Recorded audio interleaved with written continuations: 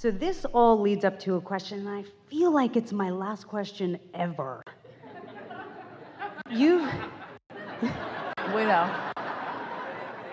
Unless I start nitpicking.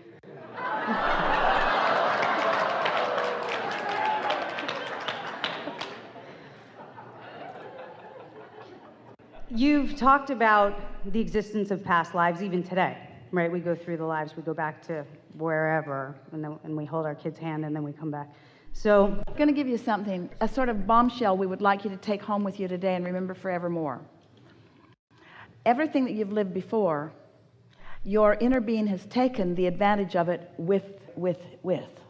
And so everything that you've ever lived has produced an understanding that your inner being now stands as a possessor of it.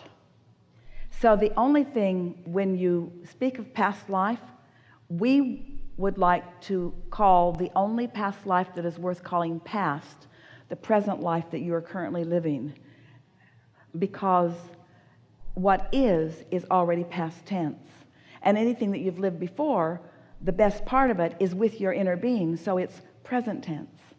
So the only past that is really worth letting go of is the current what is, because the current what is what's holding you back from your eternal expansion. And if you got that, you're ready for everything.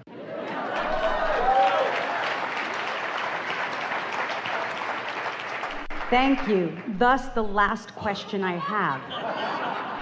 So, if we do a past life regression, or if a psychic tells us about a past life, if it's seen somehow, it can be real or not real, doesn't matter. First of all, a psychic could not pick up on it unless it was active in your vibration. So it's not past, it's present.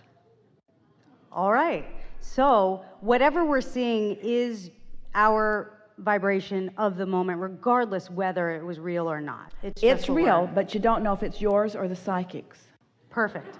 Perfect. Okay, now, I have recently had psychics tell me this is going to happen, that's going to happen, that's going to happen, and it does.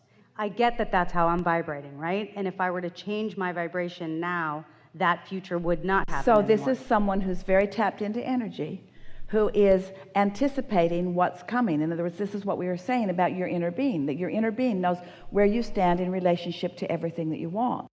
And so there's this psychic emission that you are offering that the universe is responding to, law of attraction is responding to, and sometimes you can sense it and sometimes others can see it. Okay, good, because this is helping lead to the question.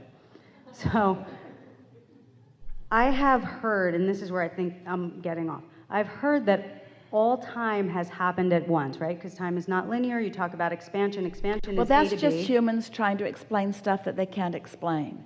Because it's clear that what is happening now is the leading edge. And so here and now, in other words, it's true that everything that matters is happening here and now. And it's true that when you're thinking about the past, you're doing it here and now. And it's true that when you're thinking about the present, you're doing it here and now. So all of your power is here and now. But there was that which you lived before. And the best way that we can explain the continuum of life is by saying that it is more now than it was then, and it will be more later than it is now, because the universe is continuing to expand.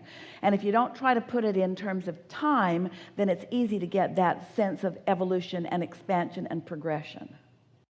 Good. Yes, thank you. So here's the first half of the question. Have future lives been lived? Future lives have been lived in a vibrational stance. In other words, your inner being is living your future life vibrationally, and you are in the process of warming up to it until you match the vibration so that it can manifest. How are thoughts turning to things? Thoughts are turning to things because of your realization of the vibration that causes you to translate it into things. You think that this is reality, but what it is your vibrational interpretation. And so because you happen to be vibrationally interpreting similarly, you call it a reality. And we don't disagree with that. The more people who are vibrationally interpreting similarly, the more that reality is reality. That's why scientists want everybody to agree on what they're seeing before they allow themselves to move forward. Yeah. But there is a vibrational reality that is being lived by your inner being.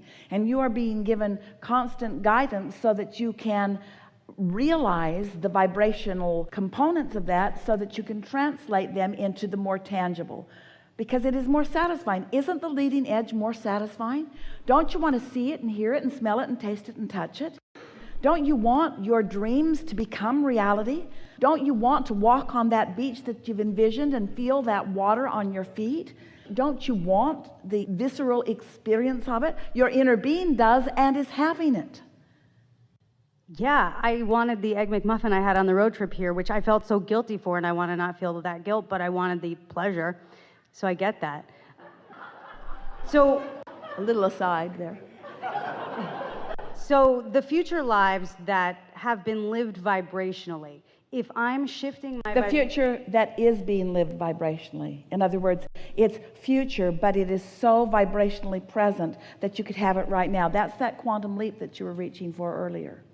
That's that quantum leap. That's the shift. That's the vibrational, emotional shift that is necessary. Once it has been given vibrational birth, the ability for it to be a physical, see it, hear it, smell it, taste it, touch it, reality is real. You've just got to get to that place that you can translate it into the impulse. So as my now changes, so does my future change, because it's... Yes, even if in your now you're exploring unwanted contrast, your future is benefiting by it. Because when you know what you don't want, you know what you do want. So stories of future and stories of past are the same, kind of. Give us more. Let's say... All of your power is here and now. Let's just start there. Doesn't matter if you're exploring the past or what you call the future, you're doing it right here and now. The only question that you really want to ask is my exploration of whatever identical with the exploration that my source is having, or am I deviating from that source perspective? And as you feel your way into your source perspective, then what you're calling vibrational reality then becomes, boom, physical reality, where other people can see it too.